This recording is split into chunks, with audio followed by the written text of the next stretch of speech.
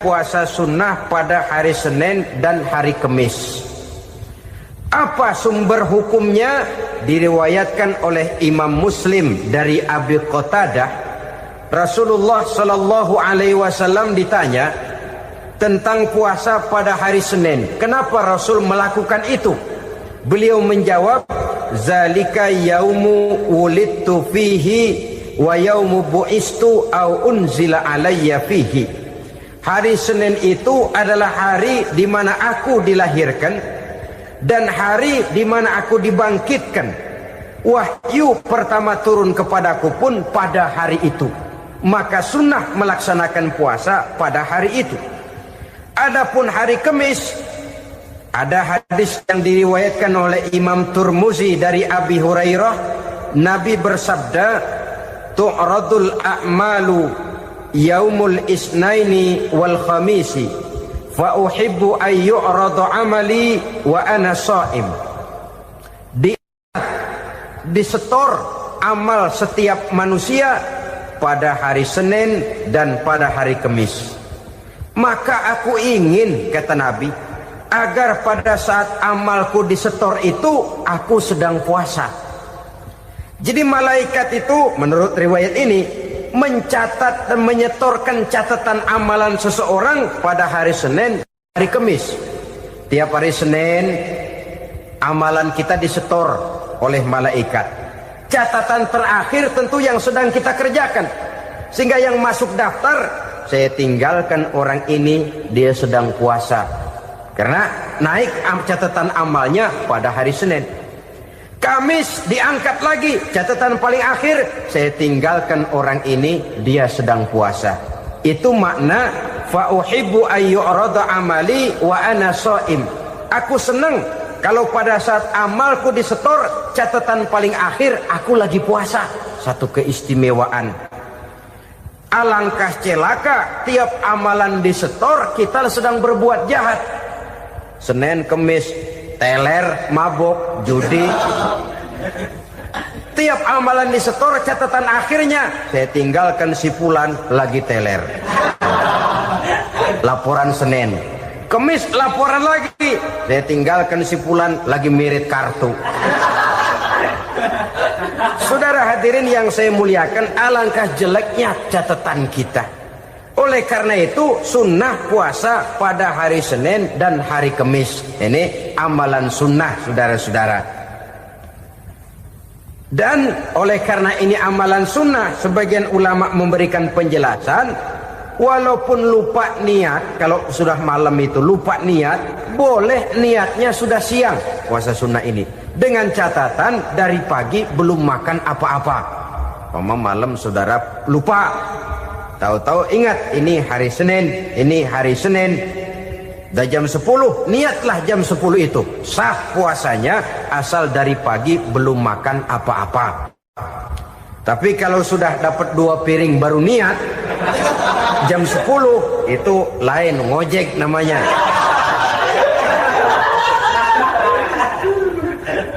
Allah Subhanahu wa ta'ala akan memuliakannya dengan 10 macam perkara. Saudara, ini keuntungannya. Yang pertama, orang yang puasa di hari-hari 10 bulan Zulhijjah diberikan al-barakah fi umrihi, diberikan keberkahan pada umurnya. Setiap kita ingin memperoleh umur yang berkah. Umur yang berkah itu yang bagaimana? Apa yang jumlahnya panjang? Mungkin. Tetapi yang jelas umur yang berkah ini adalah umur yang bisa dipertanggungjawabkan di hadapan Allah Subhanahu wa ta'ala. Artinya umur yang diisi penuh dengan kebajikan, umur yang diisi dengan segala macam kegiatan ibadah, dan umur yang dengan demikian sungguh pun kita sudah mati, jasad terkubur dalam tanah, nama kita akan tetap hidup, dikenal orang oleh karena kebajikan yang kita kerjakan. Saya kira akan lebih merupakan azab ketimbang nikmat kalau orang diberikan umur panjang tapi hanya untuk menumpuk-numpuk dosa saja. Kan lebih baik mana? Umur pendek banyak pahala, umur panjang banyak dosa. Lebih baik mana? Hah? Saya yakin yang paling baik tentu umur panjang banyak pahala. Paling sial umur pendek dosa melulu. Sudah diberikan umur pendek tidak seberapa, dosa berlipat ganda. Itu kalau orang kampung bilang tekor namanya. Rugi. Umur pendek hanya untuk menumpuk-numpuk dosa. Boleh jadi kalau umat-umat zaman dulu, saudara, mereka diberikan umur panjang. Nabi Adam, kita tahu Nabi Adam itu 2000 tahun umurnya. Nabi Nuh 950 tahun. Umatnya ya rata-rata segitu itu.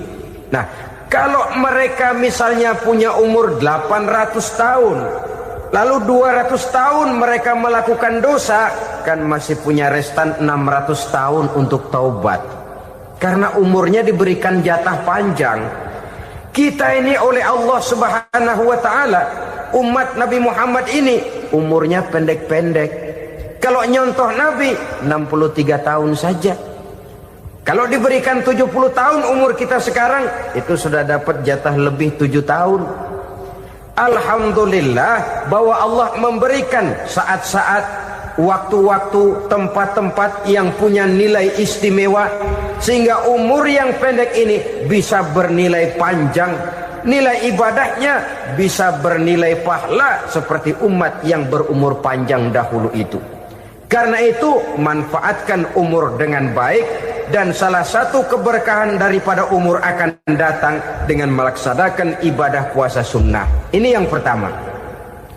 Yang kedua, az-ziyadatu fi malihi, berikan tambahan hartanya, menjadi orang kaya. Kaya apa? Kaya hati setidak-tidaknya. Karena dengan tekun dan rajin melaksanakan ibadah puasa, yang segera tertanam dalam jiwa seseorang merasakan cukup di dalam kehidupan. Itulah dia orang yang paling kaya, orang yang hidupnya paling cukup. Kalau orang sudah merasa cukup dalam hidupnya, maka itulah dia orang yang kaya. Saudara-saudara kaum muslimin rahimakumullah, puasa sunnah memberikan tambahan harta, usahanya berkembang, dengan demikian membawa keberkahan, hartanya makin bertambah, akan menunjang ibadahnya kepada Allah, lebih memantapkan dan membawa ketenangan dalam hidupnya. Itu termasuk berkahnya melaksanakan puasa sunnah itu. Yang ketiga, al-hifzu fi iyalihi, diberikan penjagaan, perlindungan terhadap keluarganya, anaknya sehat, sanak famili dan handai tolannya terjaga dan terpelihara dari segala malapetaka, dari segala mara bahaya, kesehatannya terjamin dan terpelihara. Itu sudah merupakan modal yang sangat besar di dalam kita mengarungi kehidupan. Sebab rasanya sulit untuk bahagia, duit kita banyak sekali, usaha kita selalu mendatangkan untung yang berlipat ganda. Tapi sebentar-sebentar anak kita sakit, yang ampek, yang korengan, yang kena musibah, ndak tak karu-karuan sakit, berobat sampai jutaan rupiah. Itu kan sudah tidak membawa kebahagiaan. Uang masuk yang begitu banyak jumlahnya, habis akhirnya untuk berobat saja. Sebenarnya hitung-hitung ya seri-seri juga. Usaha berhasil, duit banyak, habis untuk berobat. Lah sama juga saudara-saudara. Jadi dengan demikian, biar duit kita banyak, asal keluarga pada sehat saja, udah enak bener itu.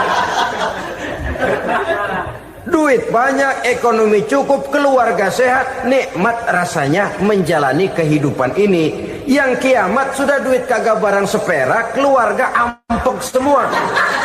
Kiamat sudah. Saudara hadirin yang saya hormati, jadi yang ketiga, Allah memberikan pemeliharaan terhadap keluarganya. Satu kali orang dipelihara Allah, tidak satu kekuatan pun yang bisa mencelakakan. Satu kali orang disengsarakan Allah, tidak satu tenaga pun yang mampu menyelamatkannya. Itulah sebabnya perlindungan Allah, pemeliharaan Allah terhadap diri dan keluarga sangat kita perlukan di dalam kehidupan ini. Dengan melaksanakan ibadah puasa, kita mendekatkan diri kepada Allah. Dengan dekat kepada Allah, maka Allah pun dekat kepada kita. Sehingga dalam hadis qudsi dikatakan, ta'arraf ilallahi firraha ya'rifka fi syiddah. Ingatlah kepada Allah di waktu kamu senang, agar Allah ingat kepada kamu di waktu kamu susah. Yang kita laksanakan kadang-kadang sebaliknya. Waktu susah kita ingat Allah, waktu senang kita lupa Allah. Akhirnya nanti pada waktu kita melarat, kebelangsak, susah dan sebagainya, pertolongan tidak akan datang kepada kita. Benar, ta'arraf ilallah firraha ya'rifka fi syiddah. Ingatlah kepada Allah di waktu kamu susah, ingatlah kepada Allah di waktu kamu senang, agar Allah ingat kepadamu di waktu kamu mendapat kesusahan. Umumnya watak manusia memang kalau sudah dapat susah, ingat kepada Allah. Waktu duduk, waktu berbaring, sambil tidur, dalam segala keadaan Allah disebutnya, Allah dimintakan pertolongannya. Tapi dikala dia berada pada posisi di atas angin, merasa senang, bahagia, Allah terlupakan. Saudara-saudara kaum muslimin, itu yang ketiga. Yang keempat, at-takfiru li sayyiatihi. Orang yang melaksanakan puasa sunnah itu diampuni segala dosa dan kesalahan yang telah dilakukannya. Dan yang kelima, at-tad'ifu li hasanatihi, diberikan balasan yang berlipat ganda dari segala kebaikan yang dikerjakannya. 1 berbalas 7, 7 bisa berbalas 10, 10 masih berbalas 100, masih ditambah dengan wallahu yudha'ifu liman yasha. Allah melipat gandakan pahala orang-orang yang dikehendakinya. Maka carilah satu kebaikan yang apabila kita kerjakan, dosa akan dihapus dan nilai pahalanya menjadi berlipat ganda. 1 kali kita bekerja, 2-3 pulau bisa kita raih dan kita jangkau.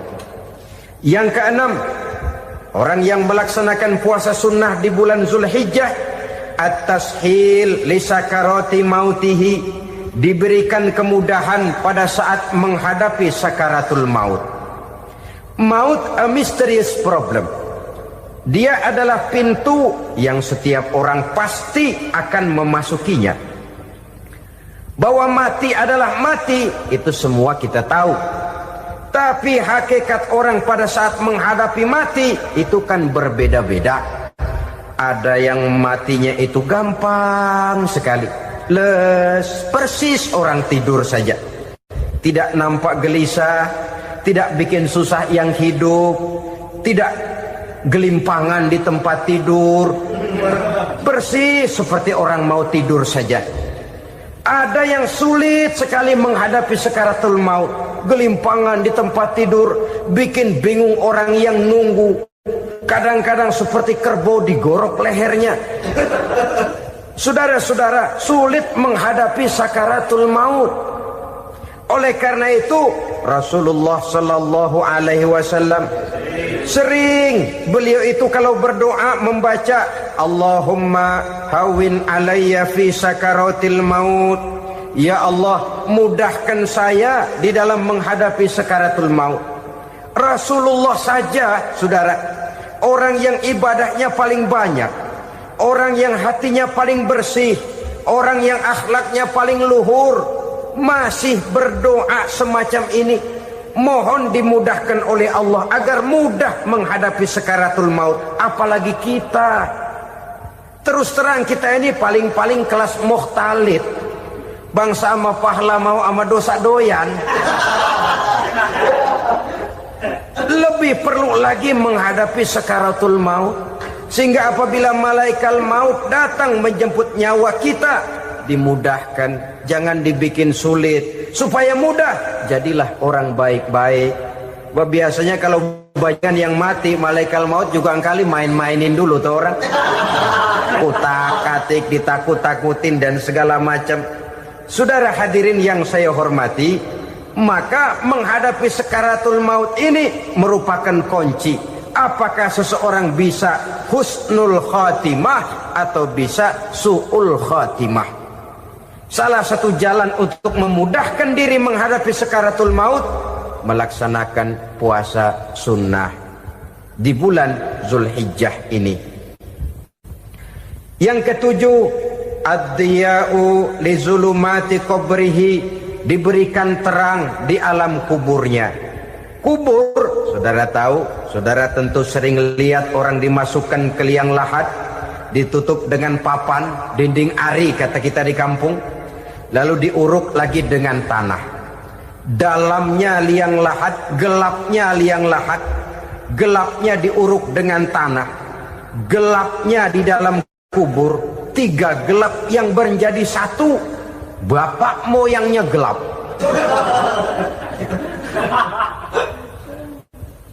Puasa sunnah ini merupakan terang di alam kubur kita nanti. Yang kedelapan, at-tasqil limizanihi, diberikan keringanan pada timbangan di hari akhirat nanti. Bahwa setelah dibangkitkan dari kubur, setiap kita akan menghadapi perhitungan, akan ditimbang segala macam kebaikan dan segala macam kejahatan yang pernah kita lakukan di dalam kehidupan. Orang yang melaksanakan ibadah puasa sunnah, at-tasqilu limizanihi, diberikan keringanan timbangan hari akhiratnya nanti. Yang kesembilan, an-najah minal bala, diberikan keselamatan dari segala macam bencana. Dan yang ke-10, as-su'ud ala darajatihi, diberikan ketinggian, naik derajatnya, derajat di dunia, lebih-lebih lagi derajat di akhirat nanti. Ini keutamaan yang diberikan Allah Subhanahu wa ta'ala kepada mereka yang melaksanakan ibadah puasa 10 hari di bulan Zulhijjah menurut penjelasan sebagian dari para ulama kita. Jadi setelah puasa Muharram ada lagi puasa Zulhijjah. Kemudian puasa sunnah yang ketiga, puasa sunnah pada hari Senin dan hari Kamis. Apa sumber hukumnya? Diriwayatkan oleh Imam Muslim dari Abi Qatadah, Rasulullah sallallahu alaihi wasallam ditanya tentang puasa pada hari Senin. Kenapa Rasul melakukan itu? Beliau menjawab, zalika yaumu wulidtu fihi wa yaumu bu'istu au unzila alayya fihi. Hari Senin itu adalah hari di mana aku dilahirkan dan hari di mana aku dibangkitkan. Wahyu pertama turun kepadaku pun pada hari itu. Maka sunnah melaksanakan puasa pada hari itu. Adapun hari Kamis, ada hadis yang diriwayatkan oleh Imam Turmuzi dari Abi Hurairah, Nabi bersabda, tu'radul a'malu yaumul isnaini wal khamisi fa uhibbu an yu'radu amali wa ana sha'im. Disetor amal setiap manusia pada hari Senin dan pada hari Kamis. Maka aku ingin, kata Nabi, agar pada saat amalku disetor itu aku sedang puasa. Jadi malaikat itu menurut riwayat ini mencatat dan menyetorkan catatan amalan seseorang pada hari Senin, hari Kamis. Tiap hari Senin amalan kita disetor oleh malaikat. Catatan terakhir tentu yang sedang kita kerjakan, sehingga yang masuk daftar, saya tinggalkan orang ini, dia sedang puasa. Karena naik catatan amalnya pada hari Senin. Kamis diangkat lagi, catatan paling akhir, saya tinggalkan orang ini, dia sedang puasa. Itu makna fa uhibbu ay yu'rada amali wa ana shaim. Aku senang kalau pada saat amalku disetor, catatan paling akhir aku lagi puasa. Satu keistimewaan. Alangkah celaka tiap amalan disetor kita sedang berbuat jahat. Senin, Kemis, teler, mabok, judi. Tiap amalan disetor, catatan akhirnya saya tinggalkan si fulan lagi teler. Laporan Senin. Kemis laporan lagi, saya tinggalkan si fulan lagi mirip kartu. Saudara hadirin yang saya muliakan, alangkah jeleknya catatan kita. Oleh karena itu sunnah puasa pada hari Senin dan hari Kemis. Ini amalan sunnah saudara-saudara. Dan oleh karena ini amalan sunnah, sebagian ulama memberikan penjelasan, walaupun lupa niat, kalau sudah malam itu lupa niat, boleh niatnya sudah siang puasa sunnah ini, dengan catatan dari pagi belum makan apa-apa. Malam saudara lupa, tahu-tahu ingat ini hari Senin, dah jam 10, niatlah jam 10 itu, sah puasanya asal dari pagi belum makan apa-apa. Tapi kalau sudah dapat 2 piring baru niat jam 10, itu lain, ngojek namanya. Jadi puasa sunnah yang ketiga, puasa pada hari Senin dan hari Kamis. Yang keempat, puasa jenis sunnah yang keempat, puasa 6 hari di bulan Syawal. Diriwayatkan oleh Imam Muslim dari Abi Ayyub bahwa Nabi bersabda, "Man shoma Ramadhana summa atba'ahu sittan min Syawal kana kasyamid dahri." Barang siapa yang berpuasa di bulan Ramadan kemudian diikutinya dengan 6 hari di bulan Syawal, maka dia seolah-olah seperti orang yang berpuasa 1 abad lamanya. Allahu Akbar. Demikian besar keuntungannya. 6 hari di bulan Syawal sama dengan orang yang berpuasa 1 abad lamanya. Ini fadailul a'mal, saudara-saudara. Jangan diartikan karena menang sudah puasa 6 hari bulan Syawal, Ramadan tahun depannya lantas nggak puasa. Kenapa? Ukurannya sudah 1 abad. Bukan itu pengertiannya. Ini mendorong orang memberikan ganjaran pahala yang sedemikian besar. 6 hari setelah Ramadan, artinya di bulan Syawal. Tidak pada hari pertama Syawal karena haram hukumnya berpuasa pada hari fitri itu. 6 hari di bulan Syawal. Tinggal lihat yang mampunya saja. Boleh berurutan, boleh tidak berselang-seling, boleh, asal saja jumlahnya 6 hari selama masih bulan Syawal itu. Hari ini 3 hari lagi, 4 hari lagi, diselang-seling atau berurutan, itu juga lebih baik. Puasa sunnah 6 hari daripada bulan Syawal. Kemudian yang kelima, puasa sunnah 3 hari pada setiap bulan. 3 hari pada setiap bulan. Diriwayatkan oleh Imam Bukhari dan Muslim dari Abi Hurairah. Abi Hurairah bercerita, "Ausani khalili sallallahu alaihi wasallam bisalasin." Kekasih saya Rasulullah berwasiat kepada saya, memesankan benar-benar kepada saya untuk melaksanakan 3 amalan yang terpuji. Pertama, siyamu salasati ayyamin min kulli syahrin. Puasa 3 hari dalam setiap bulan. Ini wasiat yang pertama. 3 hari pada setiap bulan. Tidak peduli bulan apa saja. Dalam artian ya bulan menurut perhitungan Islam ya. Muharram, Safar, Rabiul Awal, Rabiul Tsani, Jumadal Ula, Jumadil Akhir, Rajab, Sya'ban, Ramadan, Syawal, Zulqa'dah, Zulhijjah dan selanjutnya. 3 hari pada setiap bulan. Tanggalnya tanggal berapa saja. Lebih utama pada yang disebut Yaumul Bid, yaitu hari-hari di mana bulan menunjukkan purnama. Tanggal 13, tanggal 14 dan tanggal 15 pada setiap bulannya itu disunahkan melaksanakan puasa. Itu wasiat pertama, puasa 3 hari pada setiap bulan.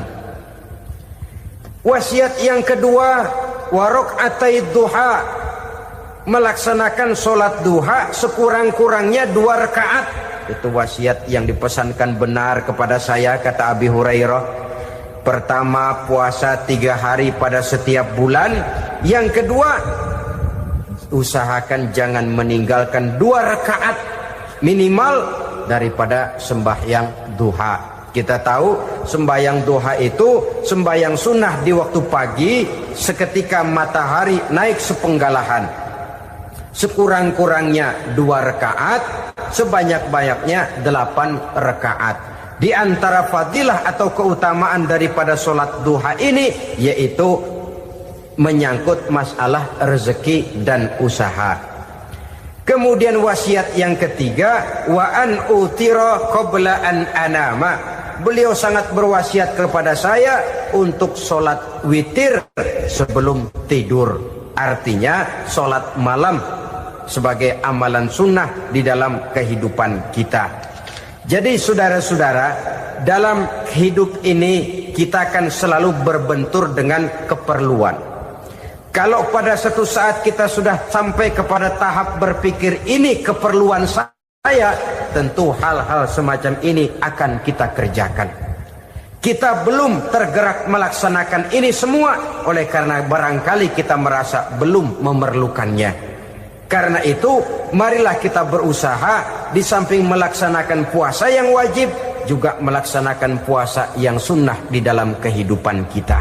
Ini jenis puasa-puasa yang sunnah. Kemudian yang kedua, ada macam puasa yang disebut puasa nazar. Hukum pelaksanaannya wajib apabila nazarnya sudah terwujud. Puasa nazar, puasa yang dikaitkan dengan suatu persoalan. Umpamanya, kalau saya lulus ujian, saya akan puasa 1 minggu lamanya. Begitu ujiannya ternyata lulus, dia wajib bayar nazarnya. Puasa 7 hari, tidak lagi sunnah tapi wajib karena dia nazarkan. Asal saja tidak sah nazar kepada yang makruh apalagi kepada yang haram. Umpamanya nazar kalau tembus 6 nomor mau puasa 3 hari. Itu nazar semacam itu bukan saja tidak sah tapi haram hukumnya. Tidak boleh nazar kepada yang makruh apalagi kepada yang haram. Jadi apabila maksud yang sudah kita niatkan tercapai, wajiblah nazar itu dibayar, yaitu kalau nazarnya sunnah melaksanakan ibadah puasa.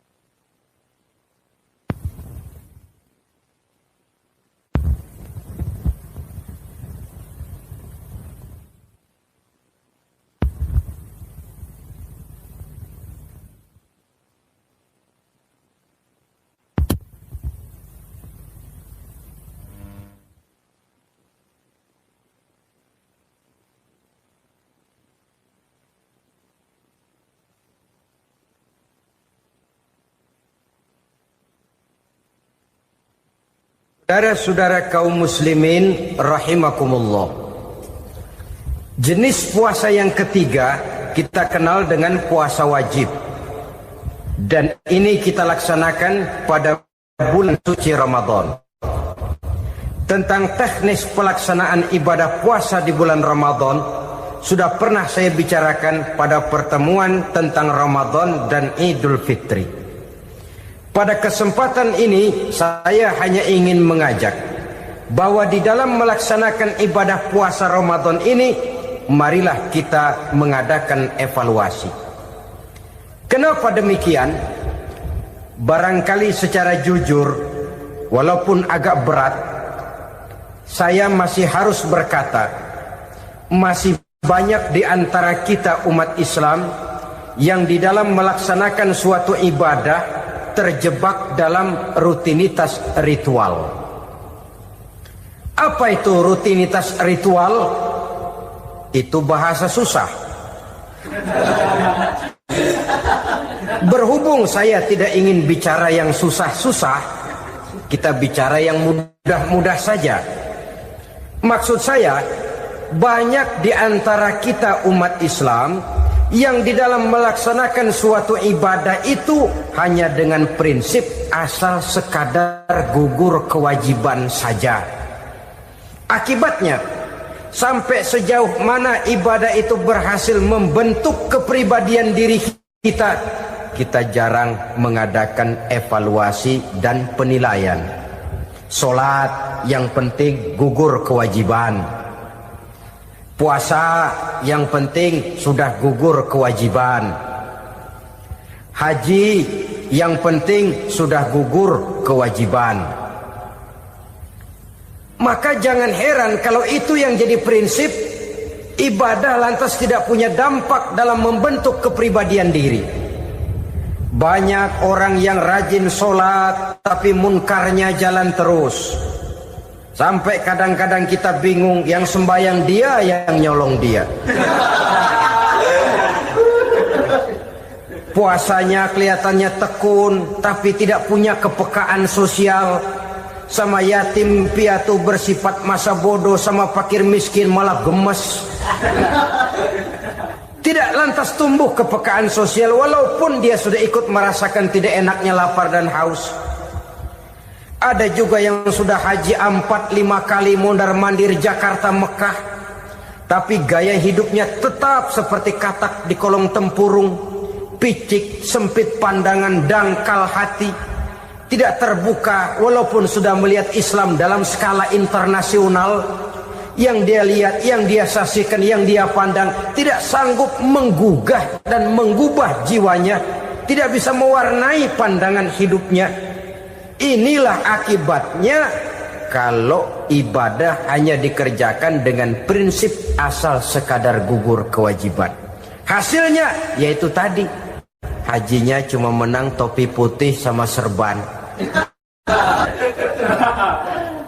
Sholatnya cuma prinsip asal gugur kewajiban.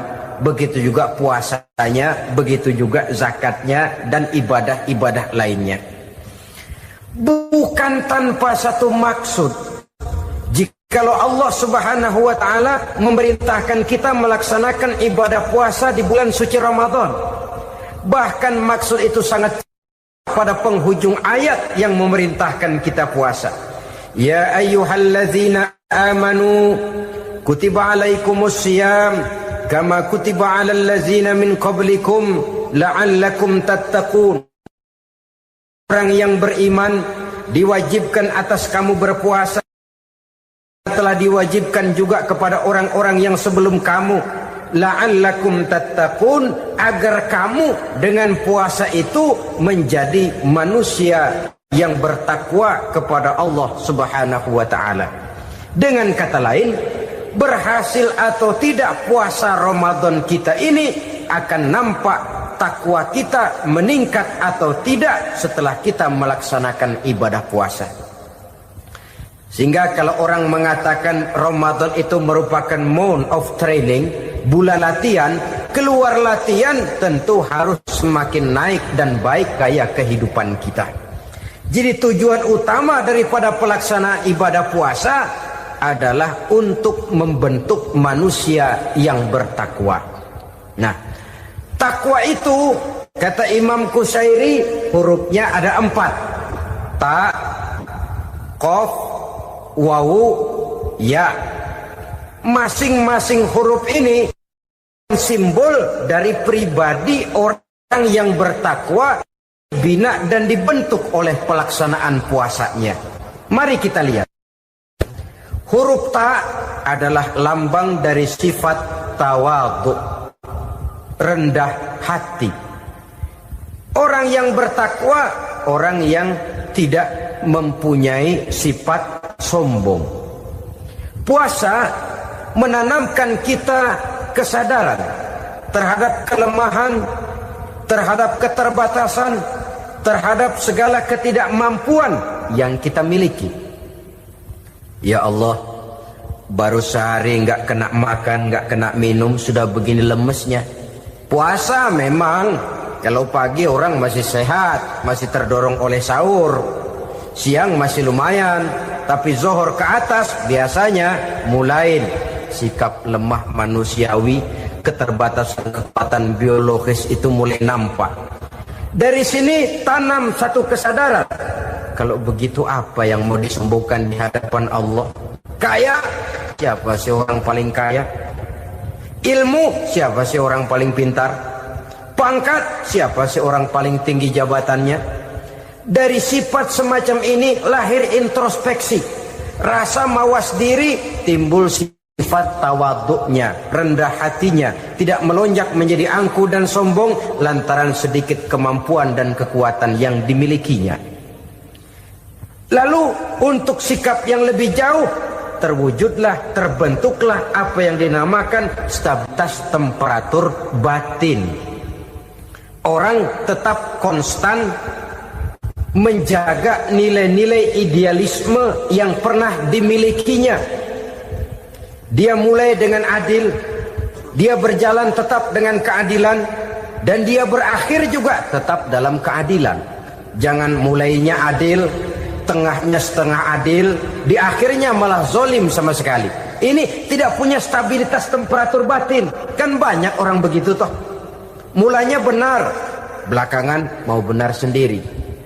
Mulanya sudah rela berkorban buat kepentingan orang banyak, belakangan malah selalu mengorbankan kepentingan orang banyak. Waktu di bawah rajin baca ayat kursi, dapat kursi lupa ayat. Stabilitas temperatur batin, tertipu oleh perasaan seolah-olah situasi dan kondisi sudah serba memungkinkan, sudah serba menguntungkan. Orang yang dibentuk pribadinya oleh pelaksanaan ibadah puasa, dia sadar apapun keberhasilannya, apapun kedudukannya, apapun nilai kekayaannya, itu cuma sebagian kecil sekali dari apa yang ada pada zat Allah Subhanahu wa ta'ala. Hati tidak takabur, sesuai dengan namanya takabur dari kalimat takabbaro ya takabbaru, membesar-besarkan diri. Orang yang suka membesar-besarkan diri, orang yang tidak yakin bahwa dirinya orang besar, lalu dibesar-besarkan dirinya. Sebenarnya itu sudah satu sikap di mana dia tidak percaya kepada diri sendiri. Dirinya sebenarnya bukan apa-apa, cuma ingin dianggap besar, lalu dibesar-besarkan. Takabbur namanya. Puasa sekali lagi melatih kita menanamkan kesadaran akan kelemahan dan keterbatasan kita sebagai makhluk. Itu sikap tawadu. Fir'aun, sudah tahu Fir'aun, lama-lama dia jadi raja, lupa diri dan lupa daratan, melonjak menjadi angkuh dan sombong sampai kepada puncak kekurang ajarannya, memproklamirkan dirinya menjadi Tuhan. Hitler juga begitu. Pendeknya orang manakala tidak ada kesadaran tentang dari mana segalanya berasal dan kemana segalanya akan kembali, dia mudah out of control. Kalau sudah out kontrol, maka dia akan melakukan perbuatan yang melampaui batas. Itu yang pertama. Jadi orang takwa, orang yang rendah hati, salah satu tujuan daripada pelaksanaan ibadah puasa menanamkan sikap rendah hati. Dari sikap rendah hati ini yang timbul lalu apa? Kepekaan sosial. Kalau saya puasa, saya sudah merasakan bagaimana tidak enaknya lapar. Saya sudah merasakan bagaimana tidak enaknya haus. Tapi bagaimanapun, saya lapar cuma sebentar, saya haus cuma sebentar. Selesai maghrib, lapar saya hilang, haus saya hilang. Bagaimana yatim piatu, orang-orang tua jompo yang perlu santunan, orang-orang miskin yang terkapar di kolong-kolong jembatan, yang tiap hari merasakan perasaan seperti ini, tanpa tahu kapan hidup dan nasibnya akan berubah. Tidur beratapkan langit, berselimut koran. Kalau demikian, saya ini beruntung. Kalau demikian, apa yang bisa saya lakukan untuk mereka? Kepekaan sosial ini lalu timbul dalam apa yang orang sekarang namakan solidaritas kesetiakawanan sosial. Hidup tidak hanya untuk kepentingan diri dan perutnya sendiri saja, tapi mau menolong, mau membantu orang yang memang memerlukan bantuan dan pertolongan itu sendiri. Jangan setelah tahu lapar tidak enak, haus tidak enak, tapi kita tidak mau tenggang rasa, tidak mau timbang rasa. Begini loh tidak enaknya lapar, begini loh tidak enaknya haus. Ini terjadi pada diri saya. Saya masih mampu, masih berbuka puasa. Bagaimana yang tiap hari merasakan seperti ini? Tidak Ramadan, tidak Syawal, tidak Zulqa'dah, tidak Zulhijjah, selalu kelaparan dan kehausan. Dari sana timbul kepekaan sosial. Lalu lahirlah sikap pemurah, dermawan, mau menoleh ke kiri dan ke kanan. Bahkan Al-Quran itu sampai mengancam betul. Ara'aital ladzi yukadzibu bid-din fadzalikal ladzi yad'ul yatim wa la mendustakan agama. Islam mendustakan Islam. Salat dia tapi mendustakan salat. Puasa dia tapi mendustakan puasa.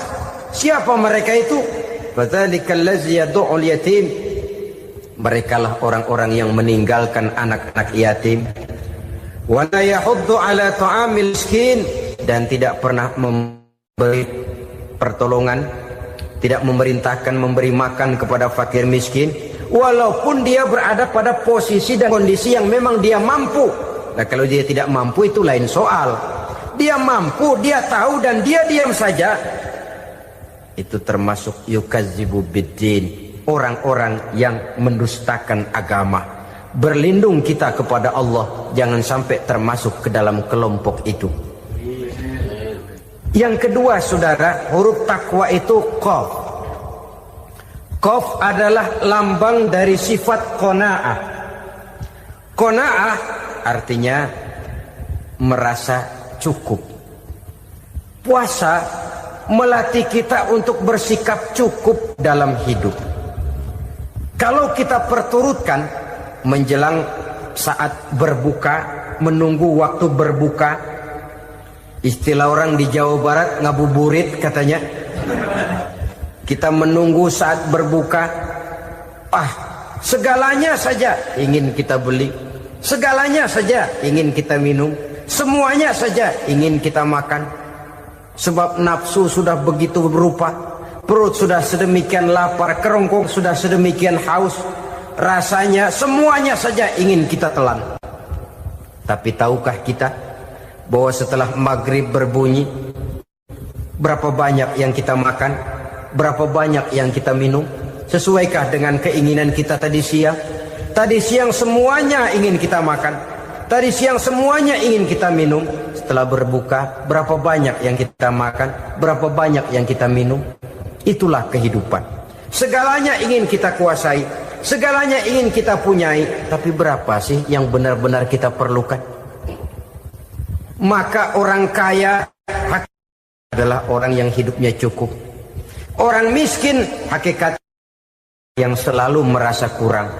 Bagaimanapun besar rumah, banyak uang kita, berpuluh kendaraan kita, kalau hidup selalu merasa kurang, itu artinya kita masih miskin.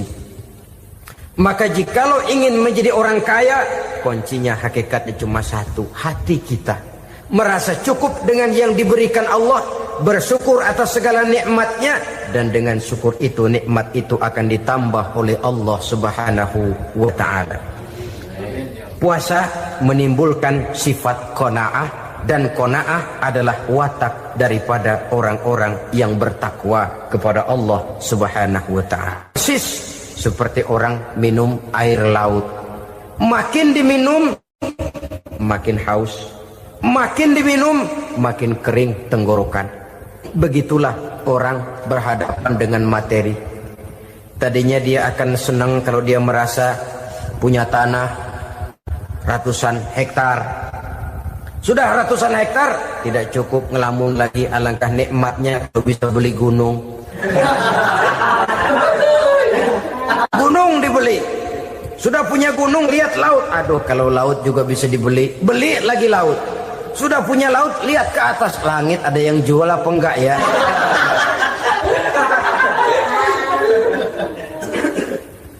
Seperti orang berhadapan dengan air laut yang makin diminum makin membuat kita haus dan makin kering tenggorokan ini. Maka itu harus dihentikan. Sikap untuk menghentikan itu tidak lain adalah dengan sifat qanaah itu tadi. Merasa cukup dengan apa yang diberikan Allah, mensyukuri nikmatnya. Itu yang kedua. Yang ketiga, pada kalimat takwa ada huruf wawu. Wawu adalah simbol dari sifat wara dengan ain. Wara, orang yang terpelihara dirinya baik dari yang syubhat, lebih-lebih dari yang haram. Syubhat, saudara tahu, barang yang remeng-remeng. Tapi sungguh pun remeng-remeng, kira-kira persentasenya 70-30. 70% haram, 30% kemungkinan halalnya. Maka yang syubhat lebih baik dijauhi daripada diambil. Orang yang punya kepribadian wara, dirinya terpelihara, jangankan dari yang haram, dari yang syubhat saja dia sanggup menjaga dan memelihara dirinya. Oleh karena itu saya heran kalau orang di bulan Ramadan dia sanggup menjaga diri di waktu siang dari jenis makanan yang halal, dari jenis minuman yang haram. Ada tahu nganggur di meja siang, enggak dia makan. Ada air teh nganggur di meja siang, enggak dia makan. Padahal itu jenis makanan dan minuman yang halal. Tapi ketika datang maghrib, dia berbuka dengan makanan yang dibeli dari uang yang dihasilkan dengan cara yang haram. Bukankah itu sesuatu yang terbalik? Bukankah dengan demikian sudah tidak lagi menimbulkan sikap yang bisa memelihara dan menjaga kepribadian diri? Orang yang membiasakan diri terpelihara dari yang syubhat apalagi yang haram, maka baik yang dipakainya, yang diminumnya, yang dimakannya terdirilah dari barang-barang yang baik yang dihalalkan oleh agama. Wara. Kemudian yang keempat, pada huruf kalimat takwa ada huruf yakin. Huruf ya simbol dari sifat yakin. Orang yang puasa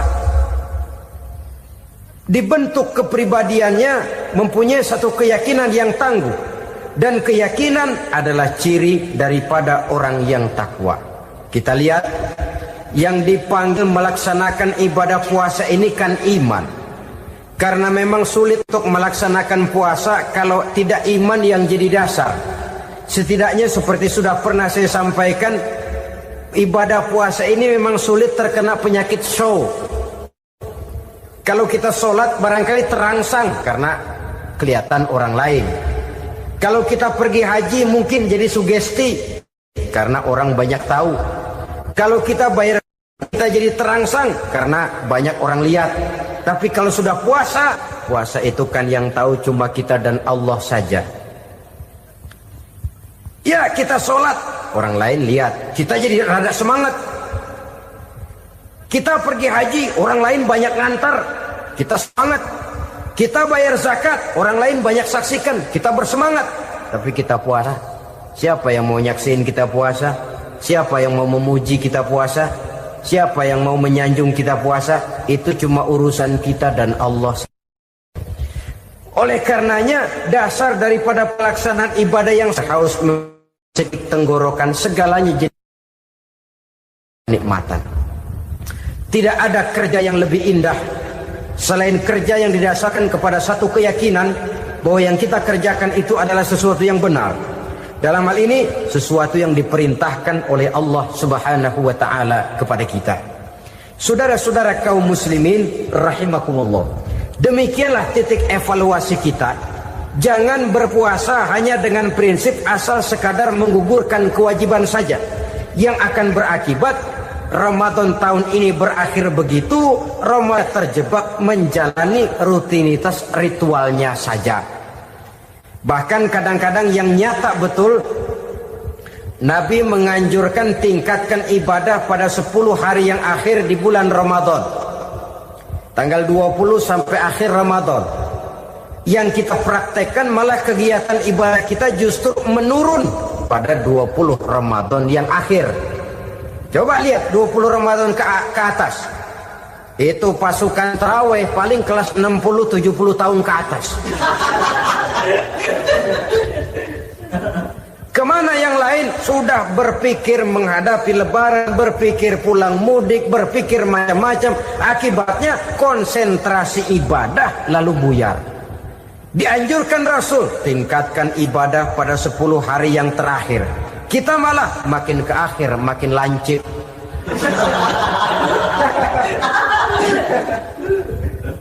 Saudara-saudara kaum muslimin rahimakumullah, kita terjebak oleh sesuatu yang sementara, oleh sesuatu yang bersifat kulit, lalu meninggalkan isinya.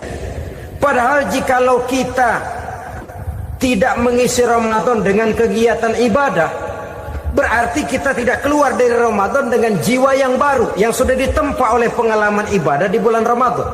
Artinya kita tidak kembali kepada fitrah, kesucian seperti saat kita dilahirkan. Lalu kalau kita tidak kembali kepada fitrah, apa yang mau kita rayakan pada Idul Fitri itu? Di mana letak kegembiraan kita? Di mana letak kebahagiaan hati? Kembalikah kita kepada fitrah? Tidak. Benarkah puasa yang kita kerjakan? Kelihatannya juga tidak. Adakah dampak dari pelaksanaan ibadah dalam pribadi kita? Tidak. Kadang-kadang Ramadan selesai malah teriak merdeka.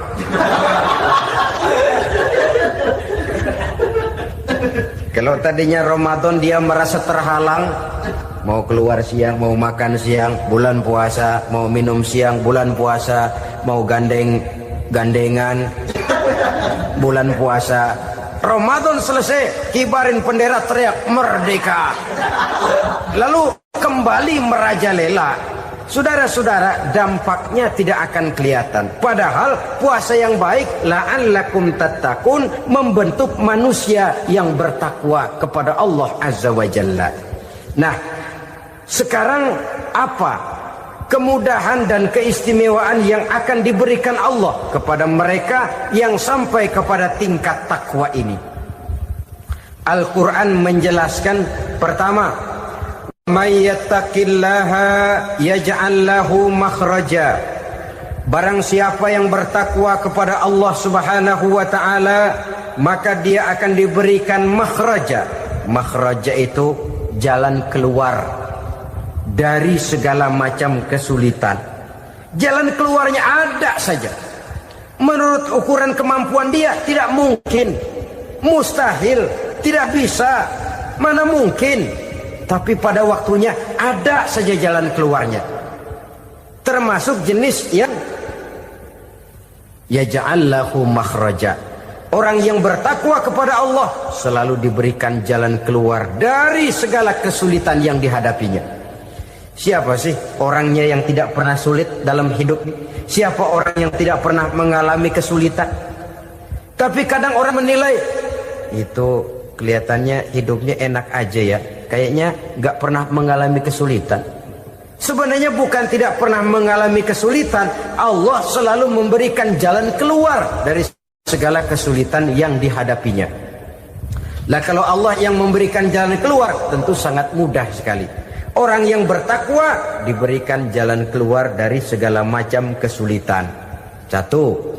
Yang kedua, wa yarzuqhu min haitsu la yahtasib.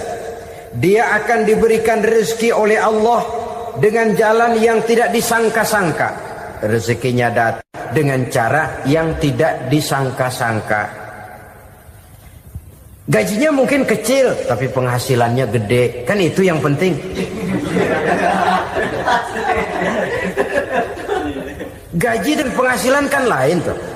Boleh jadi gaji kecil, asal penghasilan gede, kan nikmat hidup itu. Nah, penghasilan ini ada yang bisa kita perkirakan. Bisa kita perkirakan. Misalnya gaji itu tadi. Kalau saya kerja, gaji saya begini. Ada rezeki yang masuk min haitsu la yahtasib. Tidak kita sangka-sangka. Tidak kita duga-duga. Tahu-tahu ada saja rezeki. Datang orang, bawa persoalan yang mendatangkan hasil. Sebab rezeki, jodoh, maut memang seperti bayangan. Kita uber-uber dia lari, kita diem dia diem. Kan gemesin itu. Bayang-bayang itu begitu. Kita kejar, dia lari. Rezeki juga begitu. Kita diem, dia diem. Setengah mati yang namanya rezeki kita cari, kita uber. ngubik sampai ratusan bohong kita kerjain. Tapi memang belum waktunya, ya sulit untuk tembus. Tapi kadang-kadang giliran kita nongkrong di rumah, datang orang bawain rezeki. Itulah yang namanya rezeki. Tapi ini untuk orang yang bertakwa. Kalau tidak punya kredibilitas takwa, jangan lalu pakai ayat ini. Diberikan Allah dengan rezeki dengan jalan yang tidak disangka. Kan ada ayatnya dah, kita mah manteng aja di rumah dah. Ntar juga tuh rezeki datang. Ini fasilitas yang diberikan kepada orang yang wa may yattaqillah, bertakwa kepada Allah, yarzuqhu min haitsu la yahtasib, diberikan rezeki dengan cara yang tidak disangka-sangkanya. Maka kadar ketakwaan jangan membuat kita buruk sangka. Tuh orang ya nggak kemana-mana, duitnya ada aja. Kalau dia takwa, Allah berikan jalan keluar.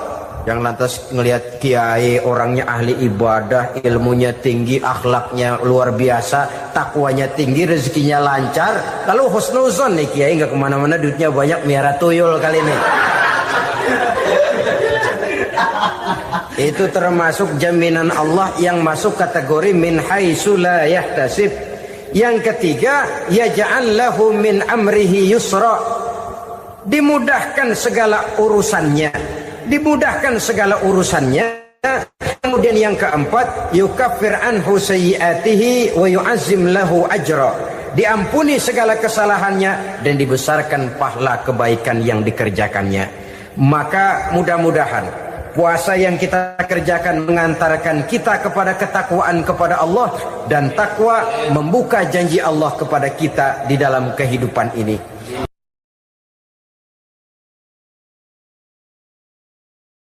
7 macam perkara yang merusak akidah dan keimanan, merusak amal perbuatan yang sudah kita kerjakan, merusak sendi-sendi kehidupan sosial, pendek kata merusak segala hal di dalam kehidupan kita.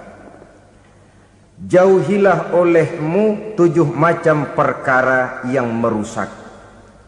Yang pertama, asyirku billah, menyekutukan Allah subhanahu wa ta'ala. Agama dimulai dari keyakinan, maka kehancuran agama selalu dimulai dari kehancuran keyakinan, iman atau akidah yang dimiliki oleh seseorang. Dan untuk menghancurkan nilai-nilai iman yang kita miliki ini, orang rasanya tidak akan menghantam kita dengan peluru kendali. Orang tidak akan mengirimkan nuklir ke sini. Orang tidak juga akan mengirimkan satuan militernya ke sini. Untuk menghancurkan nilai-nilai iman, dibanjiri kita dengan paham-paham yang merusak dan mendangkalkan akidah.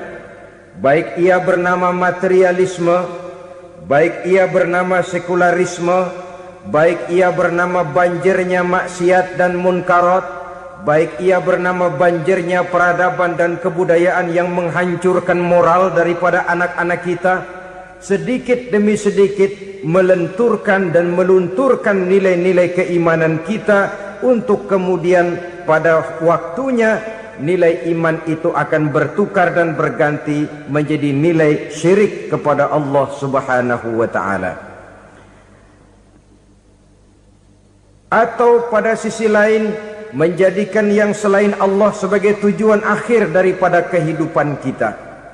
Sedangkan kita sama-sama maklum bahwa di dalam pandangan agama Islam, dosa yang tidak berampun, dosa yang terbesar, termasuk dalam kategori bapak moyangnya dosa, tidak lain adalah syirik, yakni menyekutukan Allah subhanahu wa ta'ala. Pola penghancuran iman ini memang berstrategi. Ditawarkan kita kepada paham materialisme, paham kebendaan, di mana otak menempati urutan sebagai ranking pertama, Tuhan jatuh pada urutan kedua. Lalu menyusul kepada paham sekularisme, Allah dipisahkan dari seluruh kegiatan hidup ini, untuk pada gilirannya menjadikan yang selain Allah sebagai tujuan akhir daripada seluruh kegiatan hidup kita. Oleh karenanya, kewajiban menjaga nilai-nilai iman ini merupakan kewajiban yang mulia tetapi berat, tidak hanya untuk kita, tetapi juga bagaimana mewariskannya kepada anak-anak kita, generasi yang akan datang. Orang-orang tua bijaksana yang diceritakan di dalam Al-Quran, kalau sudah berpikir tentang anak-anaknya, pertanyaan yang paling mereka risaukan ialah, ma ta'buduna min ba'di. Anakku, kalau pada satu saat aku, ayahmu sudah tidak ada lagi di dunia ini, meninggalkan